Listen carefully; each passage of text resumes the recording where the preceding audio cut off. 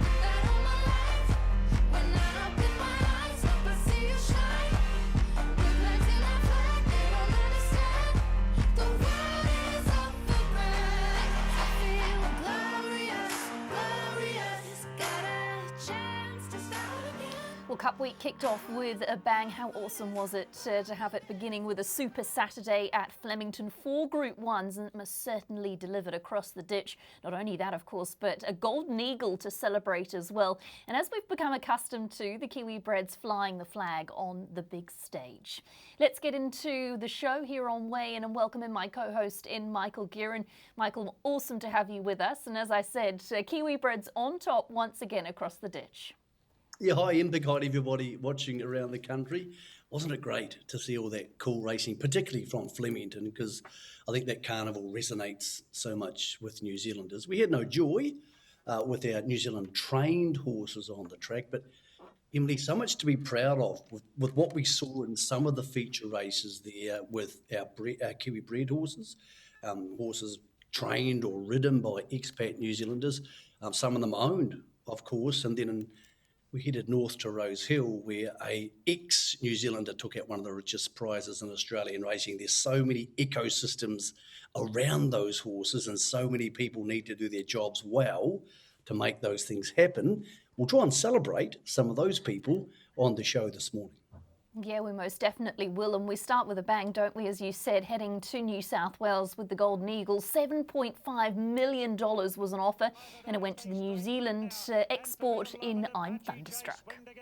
Clear from Vangelic, Count the Rupee into the clear, running on well. Then came Asar from Ellsberg, I'm Thunderstruck. Private Eyes coming right down the outsiders. Count the Rupee moved up to take the lead from Apache Chase. It's Count the Rupee getting a half length on Apache Chase. Then I'm Thunderstruck digging in now. Count the Rupee, I'm Thunderstruck went boom over the top. I'm Thunderstruck got up to win the Golden Eagle. Knocked off Count the Rupee, and I think Vangelic third. I'm Thunderstruck in a devastating performance, getting up to win. And Michael, I just loved Hugh Bowman's post-race comments where he sort of talked about just being a passenger in this race. He let the horse balance up and get comfortable, and from there it was pretty much a straightforward. And hearing him talk about, you know, how this is what it's all about, a race like this was really encouraging. And what an exciting future I'm Thunderstruck has. Hasn't he got a massive future, because he's not that exposed. He's only had a couple of handfuls of starts, and here he is having won a Toorak and now won a Golden Eagle, now being set for an all-star mile. Yes, it's an Australian race, and yes, he's trained by Australians, but so many New Zealand parts to this story. Obviously, he's by Shocking, who stands at Rich Hill and is a horse who people expected to leave stayers, but maybe some people didn't expect him to leave absolute top-class milers, or in this case, 1,500-metre horses. Those colours you see on screen are OTI thoroughbreds owned by Terry Henderson, which has literally got hundreds and hundreds, maybe thousands of people into thoroughbred racing, and they've been massive supporters of the industry here. They buy at the ready-to-runs, they buy at Karaka, they buy from the South Island, they buy going horses. They bought this horse out of a trial, as we see the footage here. He's in the middle of the screen, and Hugh obviously gave him a beautiful steer. And then you talk about a guy like Phil Cataldo, who I've mentioned on the show before. He goes to so many mornings of track work and so many sales and so many farms and so many trials, And he finds horses like this for people. And he's not the only one. There's plenty of other wonderful agents in the country. But when you have those people with that eye for talent, Emily, I think it's great for our industry, because at the moment, people can't fly here backwards and forwards to check out our horses. But when you have the quality of agents and people around these horses we have in New Zealand, that gives the buyers overseas confidence. And that's going to be really important, not only for ongoing horses like this being sold, but for things like the Ready to Run sale coming up in 2 weeks, which is being moved to Te Rapa as a virtual sale. There's never been a time which is more important for the quality of our agents, and there's not been many horses in recent years who have embellished that reputation than a horse like On Thunderstruck, who we see squeezing through a gap here. And once Hugh hit the go button, sort of knew this was his race to lose. Yeah, it certainly was. It was a really good performance. He doesn't seem to do it easy, does he? We watched him in the Sir Rupert Clarke. He was so unlucky. He had to sort of barrack his way out then, obviously, in the Toorak handicap. And again, you saw there him having to get tight for him. Michael, what was the wash-up with regards to Aegon, obviously, from the Baker Forsman team there across the ditch? Yeah, I think they knew what they were getting before the race. A wide barrier draw. He didn't have an ideal preparation going in, although they were very happy with the horse. The track was quite hard, so it was going to be awfully hard to come wide on. Just nothing's gone right for poor Aegon since he won the Hobartville. He just hasn't had one thing in his life go right. I don't think it diminishes his talent at all. I think he's still a horse who's going to be competitive at Group 1 level in Australia, but Andrew and Murray now have the option to say, well, do we bring him home or do we stay there? Because there's a couple of really big, chunky 1,400 metre mile type races coming up in New South Wales, away from town, races like the Gong down at Kembla Grange. And there's so much money available in Australia that races like those may suit him nicely, even though they're not the first type of races you think of. But I think it's a great concept, the Golden Eagle. I just get a little bit, not disappointed, or maybe just a little bit perplexed it's on Derby Day, because I put so much of my attention into Derby Day. I think I would have concentrated on it a lot more if it was a week earlier or a couple of weeks later, but that's only one person's opinion. Yeah, it's difficult, isn't it? Also, that win put Shocking on the top 5 of the Australian general sizes as well. That's certainly worth mentioning, and a very big well done to the trainers Mick Price and Mick Kent Jr. Let's press on, because we have another Kiwi bred success, and a horse who was formerly raced in New Zealand in Justa Canter, who was successful in the Lithgow Stakes at Flemington on a super Saturday of racing. And what a wonderful performance this was for this little horse. Back with those, Justa Canter, 450 out, Oxley Road in front by a length and a half to Kemmel Passer, followed by Isaurian. Back behind those, Brooklyn Hustle is only 2.5 off Oxley Road as they reach the clock tower. Oxley Road giving a slap with the whip, but it's Wayward. Lugs in on top of Kemmel Passer. Isaurian over on the far side is lifting. Justa Canter's running on. Isaurian at the 50. Kemmel Passer fights back. Justa Canter drives at them both. Justa Canter may have just won. Justa Canter in the middle from Kemmel Passer or Isaurian. It's a three-way photo though. Then Brooklyn Hustle, Oxley Road. Back behind them, Justa Canter had some nice form lines in New Zealand around Entrevier and packing Rockstar. Across the ditch is just achieving so much and takes out that stakes win on Derby Day. Added over $300,000 to his earnings since stepping into Australian racing. And for his ownership group, Michael, what a wonderful horse he's been. Just a $6,000 purchase on Gavel House from David Green, the son of Per and Canto. He's the epitome of a Kiwi bred product, and I know Paddy Payne was super excited heading into this race with the way he was working and doing everything so well. Isn't it a great story? Because so many of the wins you're going to see on the show today coming out of Flemington involve very big stables and beautifully bred horses and horses who simply cost a lot of money. This horse didn't cost a lot of money. Per and Canto is obviously a wonderful stallion, but at $6,000, you need these horses so that people don't get detached from a day like Derby Day. They don't start to think, well, I can't be part of that. That's for the rich people. I can't be participating in that. Well, you can for $6,000. Yeah, sure, you're going to need a lot of luck. But Gavel House has horses with similar records to Justa Canter being sold almost every week. So I think it's wonderful. I think it's really cool that we still have a product horses in this country that we can sell relatively cheaply, or incredibly cheaply in this case, and can go on to do the job. The only problem is trying to find them. Yeah, we've got to keep them here in New Zealand too, don't we? But certainly adds confidence, doesn't it, to people buying out of that New Zealand market. Want to get you on to the Group 1s coming in from Flemington on a Super Saturday, and one of the staying performances of the day came in the Victoria Derby. Hitotsu was super impressive in getting up to victory in such a dominant performance. Really made mincemeat of them, did the son of Morris. From T Waters Forgot You with a lot to do from Commander Harry. Choo Choo Car unleashing down the outside as Allegron went for home. 350 out, it's Allegron. It's done some work, but it kicks away. 2.5 lengths in front of Hitotsu, who's out into the clear and chasing. Allegron at the 200. Here's Hitotsu though, finishing at a rate of knots. Hitotsu goes on by. Hitotsu storms away. Hitotsu wins the Penfolds Victoria Derby. 2 lengths Allegron. T Waters third. Raging Bull fourth. A long gap Forgot You. Choo Choo Car. Next to finish 2,500 metres at Flemington in the Derby is such a true test of a 3-year-old staying ability, and Hitotsu did the job. Hitotsu, Michael, means alone in Japanese, I've just heard in my ear, and this horse certainly did come home alone. He bolted it, didn't he? And it's not going to be the last time we see this, Emily. I think it's going to be an emerging trend, because Arrowfield in Australia, one of the biggest studs, have decided that they are very interested in Japanese stallions, as they should be, because they breed some of the best horses in the world. And because they started to bring those horses into Australia, like Morris, and those horses are standing there, then we're going to have a lot more of these horses bred to our type, to our good mares, and they tend to be great stayers. There are some really good sprinters bred in Japan, like Lord Cantala, but staying's probably what they do best.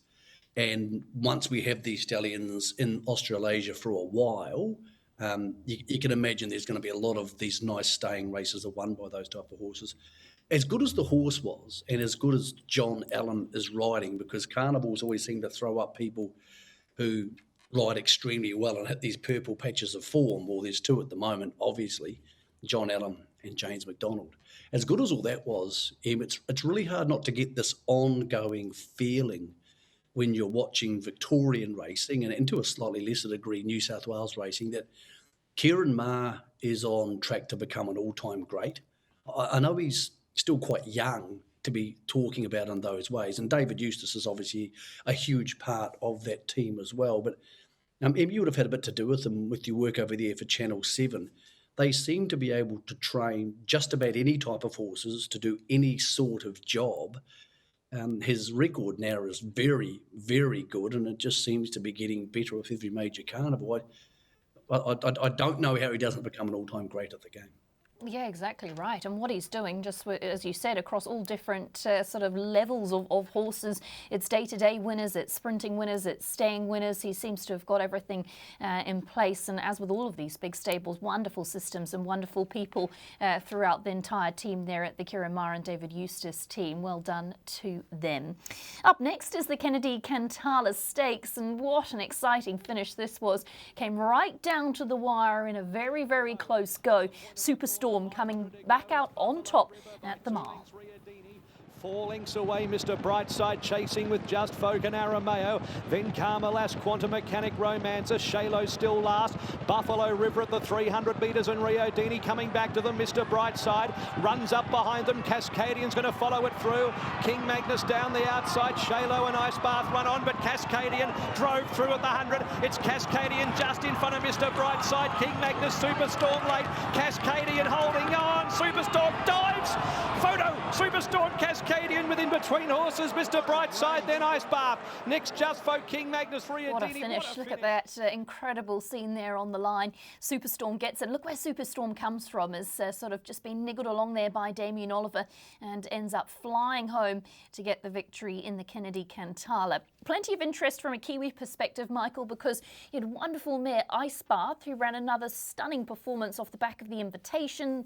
The mare by Sacred Falls. Mr. Brightside, who only won the maiden, what was it, back in July, who ended up at a first time in Group 1 company filling that 4th spot. So a lot to celebrate when it came to the Cantala, and 2 Group 1s on the day from Damien Oliver.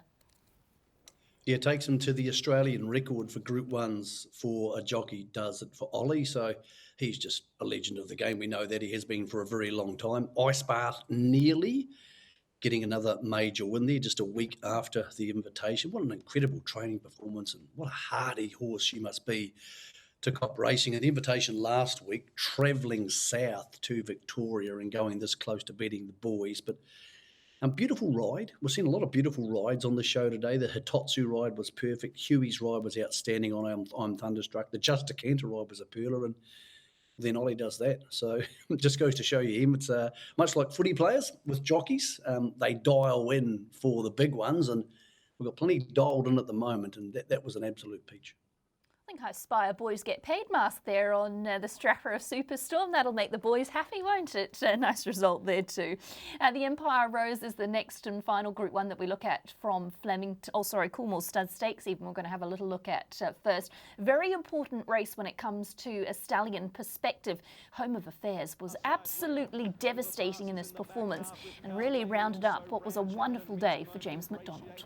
Is also well back, 700 metres to run, and the leader is in the Congo with Home Affairs Marine One Chiquiro behind them, followed by Kalos Sword of State Extreme Warrior, next Battleton Extreme Flight and Bruckner. Well back in the field, Pellali Ranchan ingratiating overpass, and they were followed by Artorias and Minsk Moment. That's the order of the 400 metres at its Home Affairs just in front here, and now kicks clear. Home Affairs opens up and put up 2 lengths, Sword of State Extreme Warrior getting out, followed by Kalos Battleton. Home Affairs went for home at the 150. 3-4 lengths in front. It's put a gap in them. Home Affairs Bruckner out into second, but Home Affairs has made a mess of them. Home Affairs from Bruckner. Artorias flashing through for third. Then came Ranch Hand, and next overpass Battleton ingratiating Minsk Moment. Further back, from a form perspective, I thought this was going to be a pretty competitive race, really. There was a nice field assembled, but Home of Affairs just absolutely brained them up the straight at Flemington. He was showing that great turn of foot. He just cruised up Michael at that lovely cruising speed and was able to kick away. And I know it looked like a pretty important win for James McDonald too. Big celebration on the line, and what a fantastic day he had at Flemington on Saturday. And I think that says something to show he's going to be in for a very big week. He is, and he's obviously got a Melbourne Cup ride also on Very Elegant, which he didn't think he would have a couple of days ago.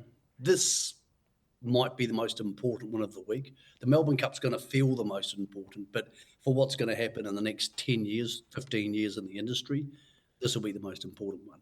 Because not only is this horse won, which a race which I know people hate the term stallion-making race, but this is an actual stallion-making race. If you win this race and you're a colt, you are guaranteed a stallion career. But if you win this race and you're a colt who looks like this, who's bred like this, and you win it like this, and you're owned by these people, you don't have a stallion career to be made. You can just choose whatever you do next in life now. This is a very, very good horse. I spoke to J Mac at length about him yesterday. He said this meant so much to me, not only because he hadn't won the Coolmore Stakes before, but he knows the people who own this horse are serious players. Now, Coolmore is as serious as it gets. And you want those people wanting you on their horses. But on a more personal level, this horse is owned as part of a cult syndicate, which was put together by Coolmore, and there was a different cult syndicate put together for a lot of the same people by Chris Waller, by Sir Peter Vella. Now, Sir Peter couldn't be on track, obviously, like most of us. He was actually at MIQ in Auckland, and he had to watch the race there, so probably didn't have much of a celebration. But James had a little mentorship from Sir Peter at a tough time in his career a couple of years ago, and well before that as well. And he really looks up to him. So on a personal level, to win that race with a horse who immediately is worth $25 or $30 million, for someone he's as close to as Sir Peter, meant a lot to James. Yesterday, he was not emotional about it. He was just satisfied. He felt really satisfied about it. Just on James, 4 winners on the day, only the second time it's ever happened for a jockey on Derby Day. The last time was 30 years ago. So I know we can talk a lot about James and the success he has because he does get a lot of good rides, but quite simply, he is a freakish talent. We all know that. He bounces back from adversity. We know that after what happened with Zaki last week. I agree with you. He's in for a great carnival, but even if he doesn't ride another winner over the next week, Emily, He's already had a great carnival. Yeah, he most definitely has. So we want to look at the last Group 1 on that card from Flemington, which is the the Empire Rose. Colette was successful in this one. She added a second Group 1 to her resume with this lovely performance. Not only that, but a second Group 1 for Damien Oliver as well. Colette's a long way back with Kiku and Steinem. Pride of Jenny led by a length. Mirror Vision at the 400 metres. Tafane in plenty of air, 2 off the lead from Flying Mascot. Colette's running on the fence, and then Mystic Journey and Sierra Sue.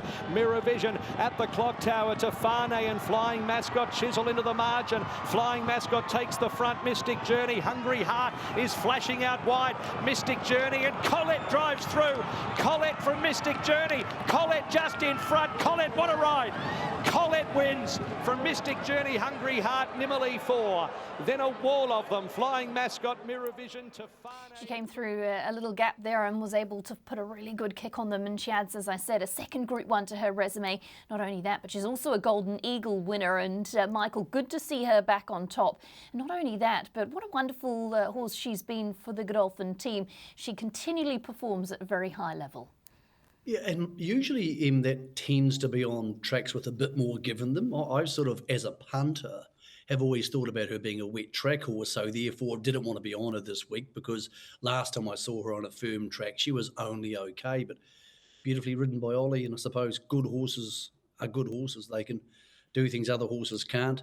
Out of the format of the race will be very strong. There was a lot of high-class animals in that race. Hungry Heart was really good, stomping home late, and great to see Mystic Journey back in form for our friends in Tasmania who take so much pride out of her. Just going back to the Kiwis on the day, Amaralinia probably looking for more distance. I think they were using that race as a lead up to the Matriarch this week, but still not her best work. Sort of State in the Coolmore. Look, he's probably a touch outclassed against some of those horses. There's a good race in Australia in him somewhere. Whether it's a Group 1, I guess we'll find out.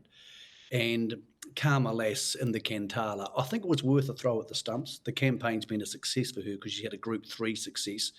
But, yeah, again, that was a race where she was fairly and squarely beaten. Tutukaka in the Derby, I thought he was okay. He loomed up like he could win. I'm not willing to say he didn't stay because he looks like a true stayer even, but I don't know. I'm not sure what to make of his run, but then again, he's also an early season 3-year-old who's had a relatively busy time. So I think we'll get to find out how good a horse Tutukaka is, or Chuchukaka, in March and April and May next year, or even heading into the Queensland Carnival. But so far, there's not a lot of wins on the board for the New Zealand trained horses, but as we mentioned over the last 20 minutes, still plenty for us to be proud of. Yeah, exactly right. So we're going to take you back to Sydney now, because there was a Go Racing Quinella on the card at New South Wales, which certainly caught the eye. One, of course, of those was a former New Zealand galloper, and Lord Ardmore, who was with Stephen McKee, did the Quinella for Go Racing, and it was a lovely performance under Lee Megorian. Coming back to Lord Ardmore, who quickly moved up. Mighty Bill and Solar Apex coming into it now as Lord Ardmore got to the front. 250 out. The favourite Mighty Bill is giving chase. Has he got a fight on his hands? Lord Ardmore's going well. Lord Ardmore's kicking from the favourite Mighty Bill, and Lord Ardmore kept up the gallop, and Lee Megorian boots it home for a big win in the second. Beat Mighty Bill. Margie B held on to third, followed by Donato's Solar Apex. Well, an awesome result for Syndicators Go Racing, who do a wonderful job and encourage these New Zealand breds across the ditch. And this was certainly a proud moment for them with a Quinella in the race, Michael. Lord Ardmore, very, very brave, as was Mighty Beale with the top weight there in that one. But certainly, as we talked about with Justa Canter and even I'm Thunderstruck, just gives you confidence in the Kiwi product, doesn't it? And hopefully encourage other New Zealand-based trainers to take the plunge and take their horses over there to pick up some of those Australian riches. Well, and 3 very different type of horses. One a sprinter, one a miler at this stage on Thunderstruck, although he'll probably almost certainly get longer. And this horse clearly a stayer. I think this is one area in Sydney in particular, because they tend to have a 2,000 or a race of that distance almost every week for good money. And our trainers can really target him. And when you talk about that confidence, even though we had no success on Saturday, when you look what David and Emily Brown have done over the spring by taking horses who many people would have thought might be out of their depth over there, taking them over there and targeting races with them, there's money to be made. I mean, I think the hard decision for people is what horses to take and how much you are willing to spend to find out. But when you do see a horse like Lord Ardmore do it, I agree with you. It does make you think, shall I have a go with my horse? And I'm sure there's plenty of people watching on Saturday afternoons in New Zealand who do have those dreams, and good luck to them if they decide to take the leap. I think the luxury also with racing in Victoria and New South Wales is that there's so much racing, isn't there? Where you can think a Super Saturday at Flemington, there's Golden Eagle Day at Sydney. There's just so many options that these horses are able to find their sweet spot. We're going to get you off to a break here on Weigh-In, and then on the back of that, we'll get into our domestic action where there's plenty on offer.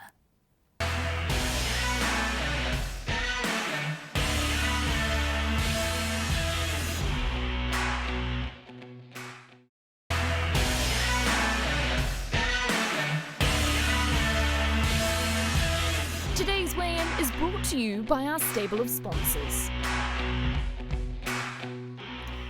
You're back with us on Weigh-In, and it's now time to get into our domestic action. Tauranga was centre stage along with our pony. Let's start with Tauranga and have a little look at Frontman, who bounced back into form in the PRH Transport Trophy with a lovely performance.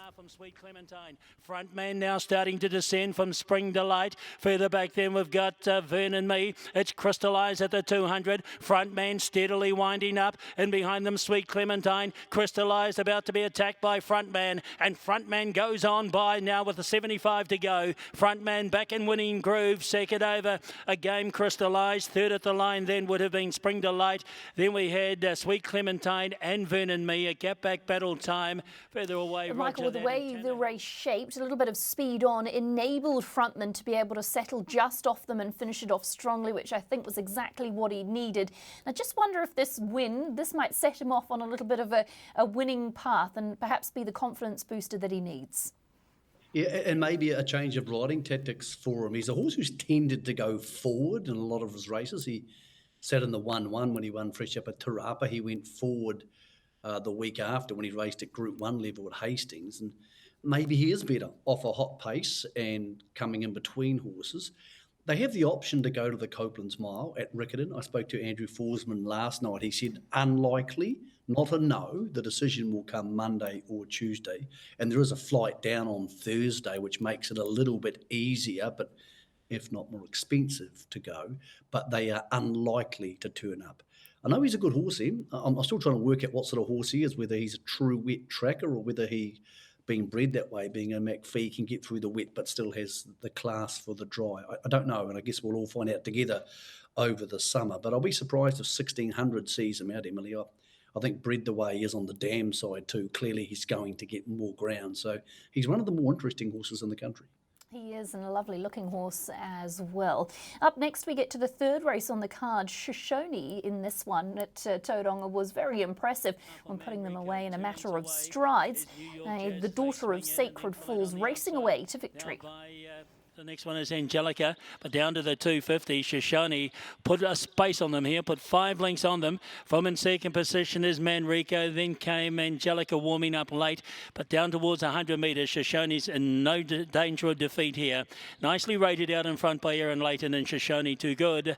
Bolted in, second over was Manrico, third was Angelica, and fourth of the 4 was New York. Well, Aaron Leighton rating this horse to perfection. She's been riding in such great form of late. And Michael, it was pretty much job done, wasn't it? Off to clip your ticket for this one. A very, very comfortable watch for this daughter of Sacred Falls.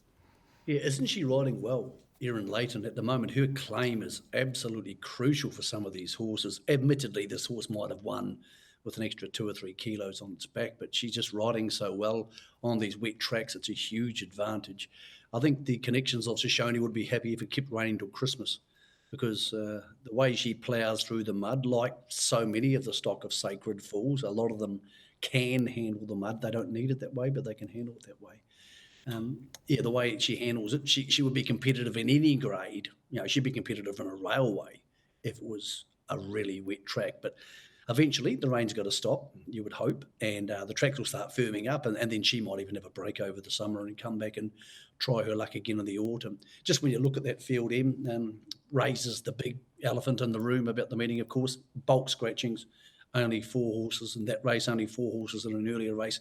Absolutely nothing the club can do about that. Nothing wrong with the track. We're just getting summertime horses now being set for these races. And of course, we're getting winter-like conditions. So really frustrating for the trainers. You talk to so many trainers who have horses set up to go in these races, particularly the 3-year-olds who they're trying to get their careers started and get them rolling so they know what type of horse they have. A lot of trainers pulling their hair out. The connections of Shoshone won't be in that camp, not about this horse anyway.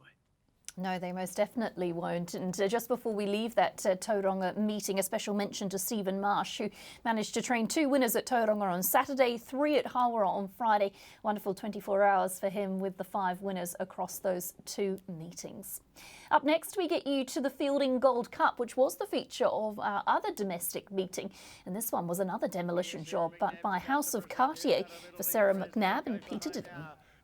Lane on the outside of Deerfield, who's got a kick, and then we've got Hunter Pence in the middle put in, and House of Cartier and Sir Nate are coming. Marietta Lane, House of Cartier on the outside, starting to get on terms, and then we've got Sir Nate Bonnie Ezra late with Hunter Pence, but she's home now, and House of Cartier shows her class late in the piece and bring them by 4. Marietta Lane was second, Sir Nate Bonnie Ezra Sky Fighter behind these, Prince Leo, and then Hunter Pence. That was her first start since 5th in the Livermore Classic, and comfortable watch again. Much like Shoshone, you pretty much knew you were home with that 3.5 length victory.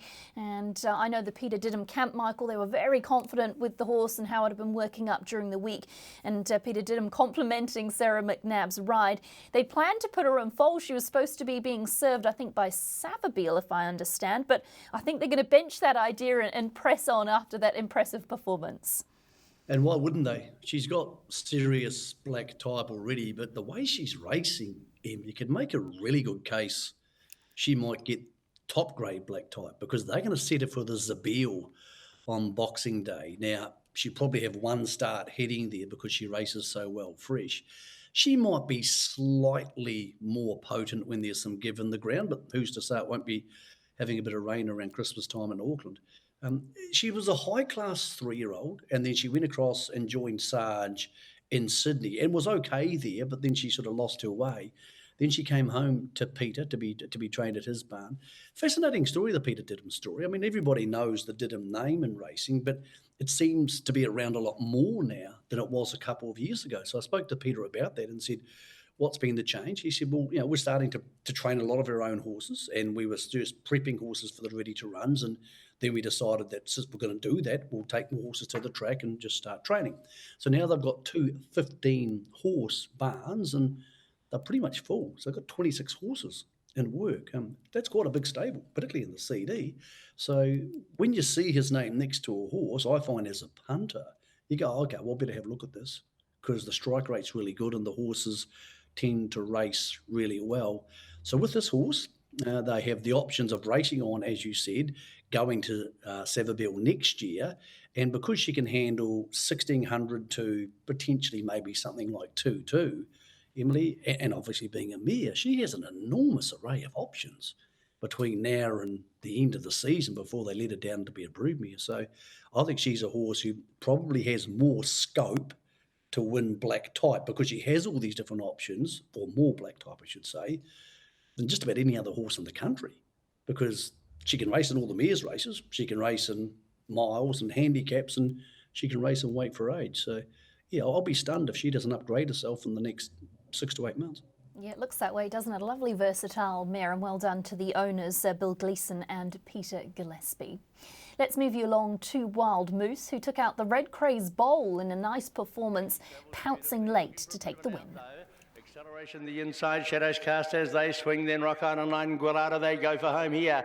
Tavi's caught, pinched a couple of 3 lengths. Lady Cartel coming through inside of Wild Moose. Acceleration coming home quickly. Tavi Mac, he's got a bit to do. He is starting to wind up, but he's 5 or 6 off these leaders. Tavi's caught in front. Wild Moose is knuckling down. Tavi's caught, trying to fight him off, but Wild Moose goes on by, and Wild Moose will win it. Second, Tavi's caught, Rock Island Line. line from Guilada, 3rd and 4th. And then we had Lady Cartel Charlie. Wild Moose pouncing late to take the win in the Red Craze Bowl and does the job nicely there at Awapuni in the 6th on the card. I guess talking point around Tavi Mac here, Michael, it was a relatively good field. Wild Moose obviously taking the honours.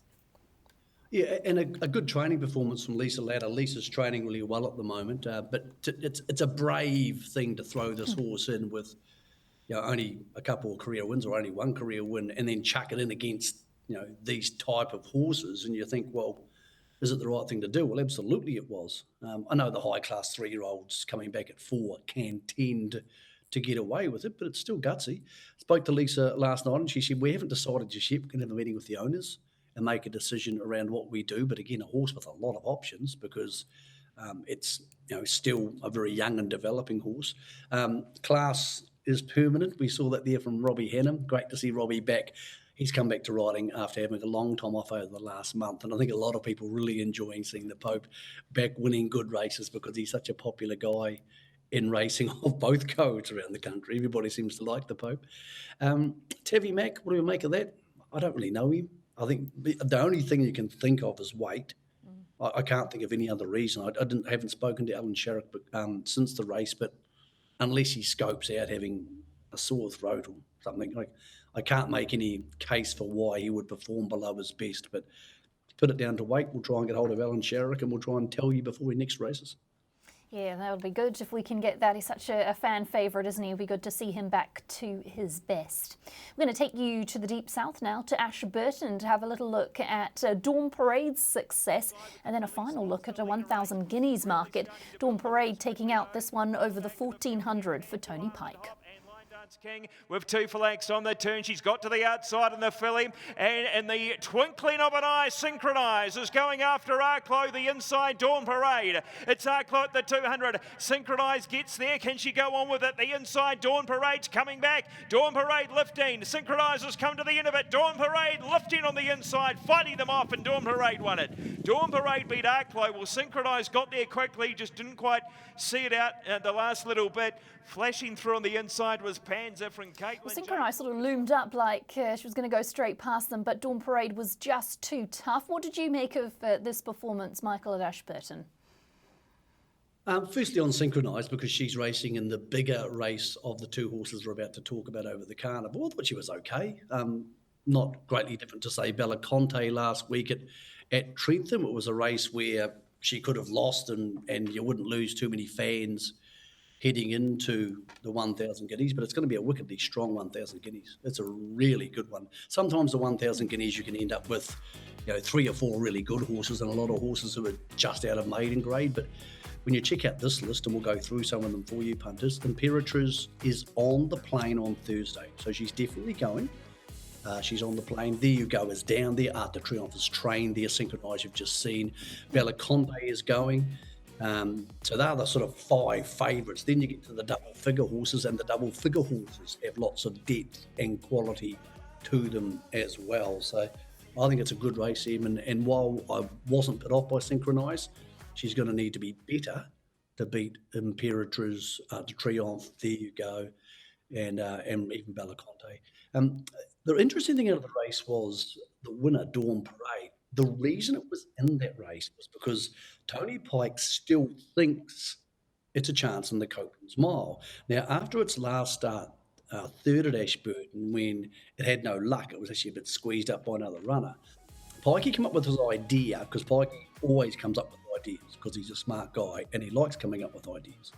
And his idea was if he went there yesterday and got 3 or 4 points for winning, he would leapfrog past the other horses at the bottom, the rankings for the Copeland's Mile. So he's done that. So he's not guaranteed to be in the race, but he's as good as guaranteed now. Now, looking at this market, the horse you'll see who is no longer there is Brando. Jamie Richards telling us on SENZ Radio this the Saturday just gone, Brando's not going. So he's out of play. So then all of a sudden you start to look at this race, and Miss Tycoon Rose is obviously a quality horse. But there's a lot of horses here who, you know, Frontman's not going, Tell All had a hard run the other day. All of a sudden, Dawn Parade seems like a logical enough option to be a chance in the race, Emily. So I think they've pulled off a bit of a swifty here. Pikey, he was cunning enough to put this horse in a race that some people would have said, why would you do that? Why wouldn't you just race in the 74 at Riccarton this Saturday for 40,000? Well, because he wanted to give him a crack at the Copeland's Mile. So I'm not saying they're absolutely certain to go that way, but so far the plans seem to have worked, so I'm picking they probably are. Yeah, that's a good one. A nice move there, and certainly looks like a key chance in the Copeland's Mile at some nice odds too. We're going to wind the clock right back now and go back to last Monday, where we had the James and Annie Sarton Memorial. Paranui Bay was very devastating in the performance it was able to put up, beating home Meritable at Te Rapa over the 1,400 metres for the 3-year-olds. From turn the ace over on the inside. Marchand behind them needs space, so too does Mercurial, and now coming after them Paranui Bay, further back to Dark Destroyer. It's Meritable. Paranui Bay ranged up, had the toughest run in the race, but oh, have a look at him go, Paranui Bay, and that's a wonderful win here in the James and Annie Sarton Memorial Stakes. Michael McNabb was delighted, I heard that yell. Second over we've got Meritable, and then photos for third. Not sure here. Michael, those Trelawney stud colours, they've been doing wonders over the past couple of weeks, and they were flying the flag high on Monday as well in the James and Annie Sarton Memorial. Nice win for Michael McNabb, and what a lovely, big, strong-looking horse this 3-year-old is. And what a lot of informed people involved. The owners, the jockey, Michael McNabb, is riding outstandingly well at the moment. And Pikey's obviously right at the top of the trainers' premiership just behind Jamie. So a lot of people who are getting things right at the moment. You can make a case, Emily, this is maybe the most exciting horse in the country because we know Andre Vier and we know Probabile. So they're the best horses. But this might be the most exciting horse. We've only seen it twice, and both times it's been wicked. I know the 2-year-old's yet to come out this season, and obviously there's always a lot of excitement when they start rolling around, but he looks a horse who's capable of anything at the moment.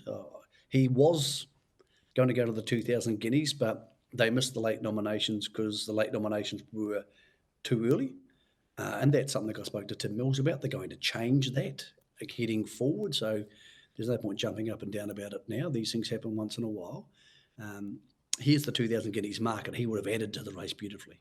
So it would have been a great chance in the race. And to be honest, if I had my bookie hat on, I would have slotted him as second favourite. But he's not there. So this is the classic, one of the 2 great classics we have every year, or for the boys. This one and the Derby are obviously the 2 big ones for the boys. Novia's favourite, and Opie will be down south to ride him. Field of Gold for Team Pike, second favourite. Waikari, Meritable. There's a lot there to like about a lot of these horses. There You Go won't be there, so she's not going to turn up in this race. And Mana Nui won't be there either, but yeah, we're not going to harp on about it, Em, but I would have been great to have Paranui Bay in there. Still, no trip to the South Island might do him some favours. I think he's a horse who's going to be a huge player over the summer, and I wouldn't be surprised to see him turn up in Sydney in the autumn or even in Queensland a bit after that. Yeah, there's plenty to sink his teeth into, even though he can't get down to that 2,000 Guineas. Well, we can't talk about Te Rapa without mentioning Gold Watch. What a wonderful story around this horse there is, and he was at his brilliant best when resuming for the first time this season. Then Corinne back with him, Elusive Empire, Champagne Princess and Vito Rosso. Homeward bound they are. At the 350, Dawn Jessie ranged up to Fontaine, who's still got a kick on the inside. Now Gold Watch, he's been presented. He's been asked to extend now. Coming with a Mr. Universe, Vito Rosso in behind them from Champagne Princess. Gold Watch fresh up. He bounded to the lead at the 50 metres. Oh, have a look at a proper horse here. Gold Watch, he's won fresh up under 62 kilos and he's bolted in. Second over, photos here between Mr. Universe and the late finishing Champagne Princess. Right there also was Dawn Jessie. Vito Rosso's got a cheeky race. We're talking about exciting horses in the country, Michael, and I think this is one of those. I just love this story. Cliff Goss, Gold Watch, the horse himself. It's just a marvellous story of patience and resilience, and Gold Watch just keeps on delivering. The sky's the limit with this horse. We just don't know where his end or his top is, do we? He's such an exciting prospect. Yeah, well, had he not got a bit of a setback about a month and a half ago, he would have been at the Copelands at Riccarton. And if you put your bookie hat on and slotted him into that market right now, he'd be favourite.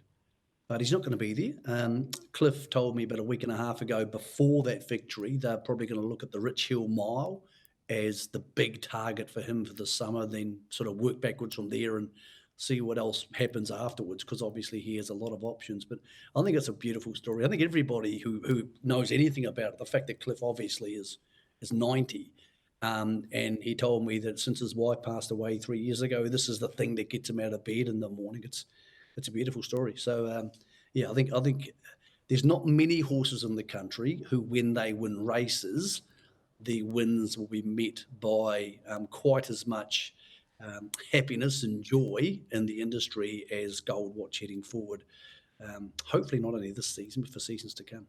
Yeah, and such patience shown by Cliff as well. He's looking after this treasured horse so well. We're going to get you to a break here on Weigh In, and on the back of that, we get into a little preview. This time it's for the Melbourne Cup, which will be up tomorrow.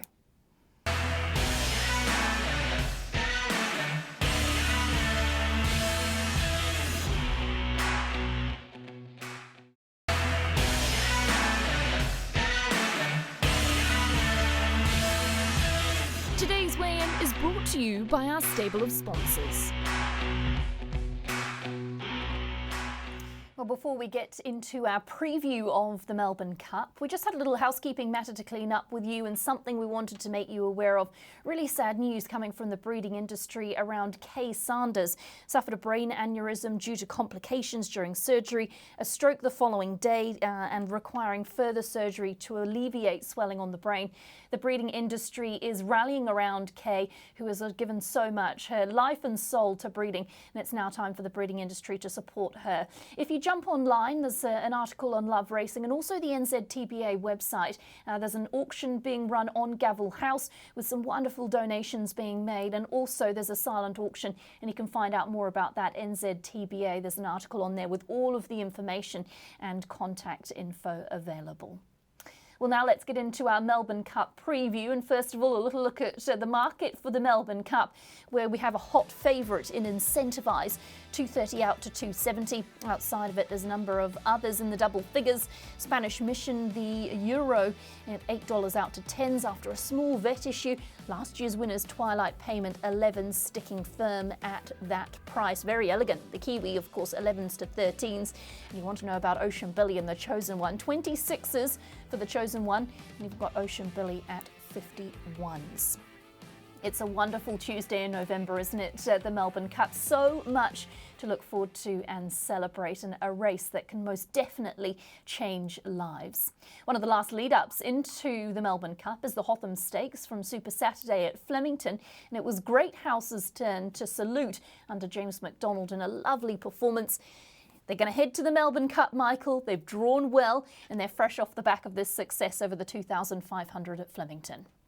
Yeah, I think sometimes the Hotham winner sort of gets into the race and you're wondering why they bother, because, yeah, sometimes it can be a weakish race, but the way he found the line here, handled Flemington, obviously he's trained by Chris Waller and he's by Galileo. There's enough ticks there to suggest he's not good.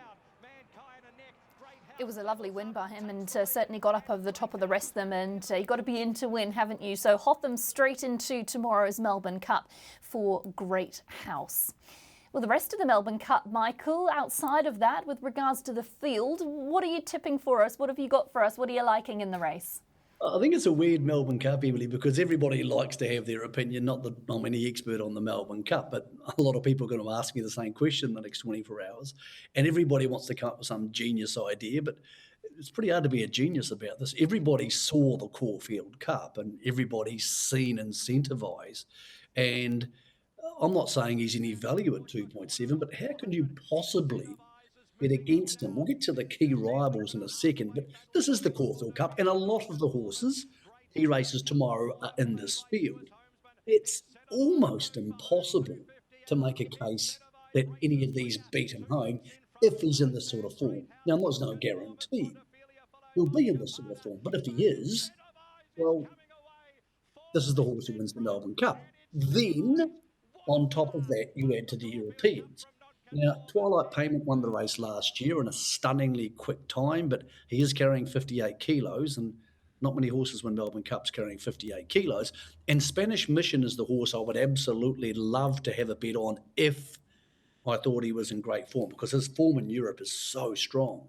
in good quality staying races. But Emily, when I hear about him missing 2 vet clearances this week, he was past fit to run on Saturday, but it just doesn't want me to put my money on. So no great spoil incentivise, Emily, but I can't find a horse to beat him. What about you? Well, I've been in love with Incentivise since he was racing in a Queensland winter. Just a few concerns for, he's my heart bet. I want him to win. I think he should win. He's the class act. But just not proven at the 3,200 metres. Everything indicates he'll be okay. I just don't know how much improvement you can find out of such a long preparation where he's really been up since sort of a Queensland winter and pressed all the way through. But I think you've got to have him on top. I'm loath to leave out the Europeans. They're just so classy, even with a little setback like a Spanish Mission has had. I think there's a couple of others like Persan and maybe Celino who can run really brave races. And I'm also loath to leave out Ocean Billy and the Chosen One, Michael. They're the Kiwis, the Kiwi trained horses, obviously Ocean Billy, formerly with Bill Pomare. There's plenty of other Kiwi connections we can form. James McDonald, Daniel Stackhouse. There's lots to be excited about from a Kiwi perspective, isn't there? Yeah, there is. I think Ocean Billy top 5 would be a great result. He was okay in the Caulfield Cup. The Chosen One ran 4th in the race last year. Nothing went right in the Caulfield Cup. Total willing to forgive there. And Damien Lane is committed to the horse. Has a low barrier, which really helps him. So, again, wouldn't be stunned if he finished top 4 or 5. Could I see either of them being incentivised? Probably not. Very elegant in the race. I spoke to J Mac yesterday. He said, look, she'll stay in the 2 miles. Don't worry about that. But he would like a drop of rain for her to maybe just make her a little bit more comfortable. It's always a great race, Emily, we know that, but it's incredibly hard just from the punt to go past Incentivise. And then the question is, what price are you willing to take? At the moment, that price is 2.7. I think it'll get to around $3 on the tote because in the Melbourne Cup, so many people bet and they back such a different array of horses for a different array of reasons that it's really hard to start really short on the tote. So I think it'll get close enough to $3 on the day. Such an exciting time, isn't it? Looking forward to tomorrow's Melbourne Cup. Well, that's it from us here on Weigh In. A big thank you to Michael for joining us for today's show. Don't forget about the domestic racing on Melbourne Cup Day from Te Rapa and also Wingatui. You can watch all of that on Trackside. We've also got a 90-minute preview show for the Melbourne Cup as well, kicking off at 10 a.m. We look forward to joining you next week right here on Weigh In.